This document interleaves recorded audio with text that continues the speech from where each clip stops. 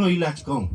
પહેલી વાત તો એ કે તમારે કરવું હોય તો પશુપાલન કરવું જોઈએ ને ખાસ કરીને ગાય આપણા ઘરે હોવી જોઈએ. જો આપણા ઘરે ગાય ન હોય તો આ હું ઈલાજ કહું છું, ઈલાજ તમે ન કરી શકો એ સપનામાં વિચારતા નહીં. હવે દાખલા તરીકે આપણે ફૂગનું નિયંત્રણ કરવું છે તો કઈ રીતે કરી શકાય? સૌ પ્રથમ તો એ કે આપણા ઘરે ગાય હોય 1, 2, 5, 10 જેટલી ગાય આપણે રાખી શકીએ એટલી ગાયની આપણે છાશ બનાવીએ. એ છાશ આપણે એકઠી કરતી જવાની છે. એ છાશ આપણે ક્યારે ઉપયોગમાં લઈ શકીએ તો કે ઓછામાં ઓછી 2 મહિના જૂની અને વધારેમાં વધારે 9 મહિના. 9 મહિના કરતા વધારે જૂની છાશ હોય તો એ ઉપયોગ નહીં કરવાનો. એમાં બીજા બેક્ટેરિયા આવી ગયા હોય આપણે ફાયદો ન કરે એટલે આપણે ઉપયોગ કરવાનો નહીં. છાશ આપણે એકઠી કરવાની ને ગૌમૂત્ર એકઠું કરવાનું. અને તુલસીના છોડ આપણા ખેતરમાં જ રાખવાના. એટલે ધાર્મિક રીતે ફાયદો, આપણા સ્વાસ્થ્યમાં ફાયદો ને આપણા ખેતીમાં ઉપયોગી થાય. તુલસીના છોડ આપણા ખેતરના શેઢે હોવા જ જોઈએ દરેક ખેડૂતની ત્યાં. એટલે શું કરવાનું? 2 મહિના ઓછામાં ઓછી જૂની છાશ, વધારેમાં વધારે 9 મહિના.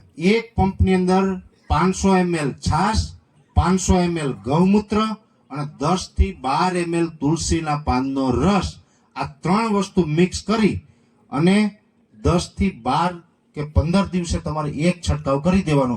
કોઈ પણ પાક હોય, એ પછી અનાજ હોય, કઠોળ હોય, શાકભાજી હોય કે તેલીબિયા હોય, દુનિયાનો કોઈ પણ પાક હોય, દરેક પાકની અંદર આ કામ કરે. તમે 12-15 દિવસે રેગ્યુલર જો આનો એક છંટકાવ કરો ને તો તમારે ફૂગ નિયંત્રણ માટે કાંઈ કરવાની જરૂર નથી. બરાબર? આમાં કાંઈ ખર્ચો અને આપણી જમીનને ક્યાંય હાનિ કરે, આપણા પર્યાવરણને ક્યાંય હાનિ કરે. આપણું સ્વાસ્થ્ય, આ કેન્સર હોસ્પિટલો છે ને એ આપણે બંધ થઈ જવી જોઈએ. એટલે સ્વામીજી આવું બહુ ફાયદો થાય, મને બહુ પરિણામો લીધા. પછી હવે આવે જીવાત. જીવાતની અંદર 5 પર્ણિય અર્ક, 10 પર્ણિય અર્ક, અગ્નિ અસ્ત્ર, અમે ઘણા ઈલાજ બતાવીએ. જીવાતનો મને જે પસંદ છે ને એક ઈલાજ મારે તમને એવો બતાવવો છે કે એક જ દવા તમારે બનાવવાની અને અહીંથી બધા મંત્ર લઈને જાજો કે અમે આ કામ કરશું. એ એક જ દવા બનાવવાની તમામ જીવાત કંટ્રોલ કરી શકો. એના માટે 5 પર્ણિય અર્ક, અગ્નિ અસ્ત્ર બનાવો તો એ કામ આપે, 10 પર્ણિય અર્ક પણ કામ આપે. આમ તો ખેતી વિષય છે ને એ એવડો વિશાળ સબ્જેક્ટ છે, એવડો વિશાળ વિષય છે કે આના વિશે હું તમને 1 કલાક મારે બોલવાનું હોય ને કલાકની અંદર આખું ખેતીની વાત પૂરી કરી દઉં એ પોસિબલ નથી.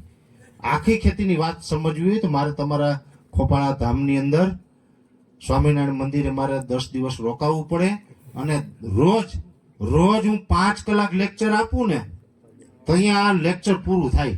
એ કૃષિ કથા મારે બેહાડવી પડે કેમ કે આ કલાકમાં આ બધું ન પૂરું થાય. મારે રોકાવું પડે 10 દિવસ. આજ તો આપણે ટૂંકમાં કલાક 2 કલાક માટે મળ્યા છે ને આ કાર્યક્રમ છે એટલે ટૂંકમાં માહિતી આપું. અગ્નિ અસ્ત્ર હોય કે 10 પર્ણિય અર્ક હોય એ તો એનાથી પરિણામ મળે, પણ મને જે વધારે ગમે છે એ છે 5 પર્ણિય અર્ક. 5 પર્ણિય અર્ક તમે કેવી રીતે બનાવી શકો? 5 વનસ્પતિની જરૂર પડે. 5 વનસ્પતિની અંદર આકડો, ધતુરો, કડવો લીમડો, બિલ્વપત્ર અને સીતાફળ. યાદ રહી ગયું ને? ખરેખર તો તમારે પેન અને કાગળ લઈને આ બધું લખવું જોઈએ અથવા રેકોર્ડિંગ કરી લેજો મોબાઈલમાં, એટલે ખબર પડે કે બનાવવું હોય તો શું કરવું. એટલે તમે આ કરી શકો. આકડો, ધતુરો, કડવો લીમડો, બિલ્વપત્ર અને સીતાફળ, આ 5 વનસ્પતિની જરૂર પડે. એટલે આપણે શું કરવાનું? આ 5 વનસ્પતિના 5 વૃક્ષ આપણા ખેતરના શેઢે વાવી દેવાના. જો આપણે ખેતરની વચ્ચે વાવીએ તો આપણી જગ્યા રોકાય, શેઢે તો કોઈ આપણી જગ્યા રોકાવાની નથી. એટલે ખેતરના શેઢા ઉપર 5 વનસ્પતિના 5 વૃક્ષ, 5 વૃક્ષ સીતાફળના હોય, 5 વૃક્ષ બિલ્વપત્રના હોય, 5 વૃક્ષ કડવા લીમડાના હોય, 5 ધતુરાના અને આકડાના હોય. તો દરેક ખેડૂત 5 વૃક્ષ વાવે, દરેક ખેડૂત. તો આ ગુજરાતની અંદર લાખોની પણ કરોડો વૃક્ષ થાય. અને એ વૃક્ષ વાવો ને એને કારણે આપણું પહેલા તો ફાયદો કે આપણું પર્યાવરણ સુધરી જાય. આપણે પછી કહીએ ને હવે ગરમી બહુ માંડી પડવા, પણ આપણે વૃક્ષ વાવતા નથી, વૃક્ષ કાપીએ છીએ. એક માણસ છે ને એ જન્મે ત્યાંથી મરે ને ત્યાં સુધીમાં 4 વૃક્ષ વાપરે. કેટલા? ક્યાં વાપરે? જન્મે ત્યાંથી ક્યાં વાપરે? તમે ઘરે બેડ બનાવો તો લાકડું જોઈએ, ખુરશી બનાવો, ટેબલ બનાવો, ઘોડિયું હોય તો લાકડું જોઈએ, ઘરે ફર્નિચર બનાવો તો લાકડું જોઈએ. દરેક જગ્યાએ લાકડું જોઈએ. છેલ્લે મરે તો ને બાળવામાં લાકડું જોઈએ. બોલો, મરે તોય લાકડું વાપરીને જાય, છેલ્લે મૂકતા નથી આપણે. મર્યા હોય તો લાકડાથી બારીએ. એટલે એક માણસને બાળવામાં લાકડા જોઈએ તો વૃક્ષ જ કાપવું પડે ને. જન્મે ત્યાંથી મરે ને ત્યાં સુધીમાં 4 વૃક્ષ, મોટા મોટા તોતિંગ 4 વૃક્ષ છે ને એ પ્રતિ વ્યક્તિ વાપરીને જાય છે. તો ક્યારે વિચાર્યું કે આ પૃથ્વી ઉપરથી આપણે 4 વૃક્ષ વાપરીને જઈએ તો સામે 4 હું વાવીને ઉછેરી દઉં, જેથી કરીને મેં વાપરું એટલું તો અહીંયા વાવતો જાઉં. બેંકમાં આપણું બેલેન્સ હોય, આપણે નકરા ઉપાડે જ રાખીએ, રૂપિયા જમા જ ન કરીએ તો બેંક મેનેજર કહી દે કે હવે પતી ગયા, હવે આવતા જ નહીં આ બાજુ કોઈ દી, કે ને.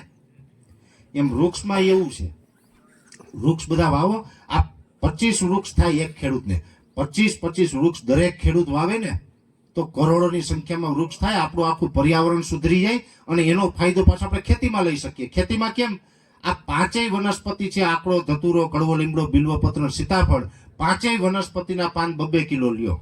5 વનસ્પતિના પાન 2 કિલો લઈએ એટલે લાવો ઓલું લાવો. ના ના વાંધો નહીં. આ તો વાડી વિસ્તારની લાઈટ હશે ને? વાડી વિસ્તાર. હાલો હાલો, આવે છે ને અવાજ? હવે આ 5 વનસ્પતિના પાન, આકડો, ધતુરો, કડવો લીમડો, બિલ્વપત્ર, સીતાફળ આપણી જ વાડીમાં વાવેલા હોય, એમાંથી આપણે 5 વનસ્પતિના પાન 2 કિલો લઈ આવીએ એટલે ટોટલ પાન કેટલા થાય? 10 કિલો. આ 10 કિલો પાનને તમારે ખાંડી નાખવાના છે અથવા વાટી નાખવાના છે, ક્રશ કરી નાખવાના છે. એ 10 કિલો પાનને તમે ક્રશ કરી નાખ્યા પછી એ પાનને તમારે નાખવાના છે 20 લીટર પાણીમાં. 20 લીટર પાણીમાં એ 5 વનસ્પતિના પાન નાખીને એને ઉકાળો, વાળીએ ભઠ્ઠો કરી સાફ કરીને ઉકાળો, ગરમ કરો એને એટલી હદે ઉકાળો કે 20 લીટર પાણી છે ને એમાંથી 5 લીટર પાણી બળી જાય, 15 લીટર પાણી રહે. એટલે 5 લીટર પાણી બળીને 15 લીટર પાણી રહે ત્યાં સુધી ઉકાળો. એકદમ ઉકળી જાય ને પછી એને સાફ ચોખ્ખા કપડાથી ગાળી લેવાનું. ઉકાળાને ગાળો એટલે જે પાનનો કચરો છે એ બધો એમાં કપડામાં જમા થશે. એ જમા થયો હોય ને એમાં જ સાચું આપણે દવા હોય. એને એકદમ દબાવીને એને ચેપીને એમાંથી આખું ઉકાળાનો રસ કાઢી લ્યો તમે, અને પછી પાન છે એ ચાવા દેવાના. જે ઉકાળો આપણે ગાળીએ ને ચોખ્ખો હોવો જોઈએ. એ આખો 15 લીટરનો ચોખ્ખો ઉકાળો તમે ગાળી લ્યો છો, એને ઠંડો પડવા દેવાનો. ગરમ હોય ને ત્યારે એમાં કાંઈ કરવાનું નહીં. એ ઠંડો પડી જાય પછી 15 લીટર ઉકાળાની અંદર તમે 5 લીટર ગૌમૂત્ર નાખો. જો તમારી પાસે ગૌમૂત્ર હોય તો જ તમે નાખવાના, એટલે એના માટે ગાય રાખવી પડે. એટલે એમાં તમે 5 લીટર ગૌમૂત્ર ઉમેરી દો એટલે પાછું 20 લીટર થઈ ગયું. એ 20 લીટર બન્યું ને એ દવા છે. એ દવાની એક્સપાયરી ડેટ છે 9 મહિનાની. 9 મહિના દરમિયાન ગમે ત્યારે એક પંપની અંદર 500 ml આ દવા તમે નાખી અને કોઈ પણ પાકમાં તમે છંટકાવ કરો, ઈયળ ને ચૂસિયા ને તમામ પ્રકારની જીવાત છે ને એક જ દવાથી મરી ગયા. હવે આમાં શું ખર્ચો? આમાં તમારે ક્યાં તમારે આમાં કોઈ એગ્રોમ જવાની જરૂર ખરી? એગ્રોમ જવાની જરૂર ખરી? આ પંચપર્ણી અર્ક છે ને ઉત્તમ ઈલાજ છે, પણ મૂળ આપણે પછી ગામમાં બેઠા બેઠા માવા ખાઈને વાતું કરી રાખીએ પાનના ગલે તો ન થયા. આના માટે ઝાડવાઈ વાવવા પડશે, કામ કરવું પડશે. ને જે માણસ કામ કરે ને એ જ માણસ શારીરિક રીતે ને સામાજિક રીતે ને આર્થિક રીતે સુખી રહે. કામ ન કરે ને એ આર્થિક રીતે ભાંગે, શરીરે એનું બગડતું જાય અને સમાજમાંથી ફેંકાઈ જાય, કોઈ બોલાવે નહીં. પૈસા છે ને એ તો ગજબની તાકાત છે. પૈસા તો તમારે કમાવા જ પડે, બાકી તમે આર્થિક ભાંગ્યા ને એટલે પૂરું, સમાજમાં કોઈ બોલાવે નહીં.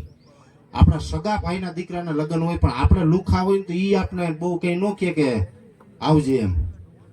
બાકી તો આપણી પાસે કાંઈ ન હોય, બાજુના ગામમાં જે નાત જાત કોઈના વ્યવહાર ન હોય તો એમ કે તમારે તો હાજરી આપવી જ પડે, મૂળ માલ. એટલે ઈ તો જોઈએ જ. એટલે દુનિયા આખી ગમે કે તું વારંવાર કરું, પૈસા પાછળ દોટ મૂકજો જોરદારની. પૈસા કમાવાના, પૈસા પાછળ ફૂલ દોટ મૂકજો. કોઈ કેતું હોય ને કે એની પાછળ દોટ નહીં મૂકતા તો હું એમ કહું કે માનતા જ નહીં. તમારી પાસે પૈસા છે ને તો જ દુનિયા છે, તો જ જીવન છે. હા, એક ચોક્કસ, પૈસા પાછળ દોટ મૂકવાની પણ ખોટે રસ્તે નહીં, ઈમાનદારીથી મહેનત કરીને, ખોટું સાચું કરીને પૈસા બનાવવાના નહીં. ઈમાનદારીથી મહેનત કરીને ધર્મના રસ્તે આપણે પૈસા બનાવવાના. એટલે પૈસા છે ને ખૂબ જરૂરી છે. એટલે આપણે મહેનત કરશું, વૃક્ષ વાવશું ને આ બધું કરશું ને પંચપોળની અર્ક ને એવું, તો આપણે આ બધું કરી શકાશે. એટલે ફૂગ અને જીવાત છે એમાં 1 રૂપિયાનું પણ ખર્ચ કર્યા વગર મેં તમને બેયનો ઈલાજ બતાવી દીધો, બરાબર ને? ફૂગ આવે તો ગૌમૂત્ર, ખાટી છાશ અને તુલસીના પાનનો રસ. જીવાત આવે તો આ પંચપોળની અર્ક. આમાં તમારે ક્યાંય કોઈ દવાની જરૂર નથી પડતી, છતાં પણ મેં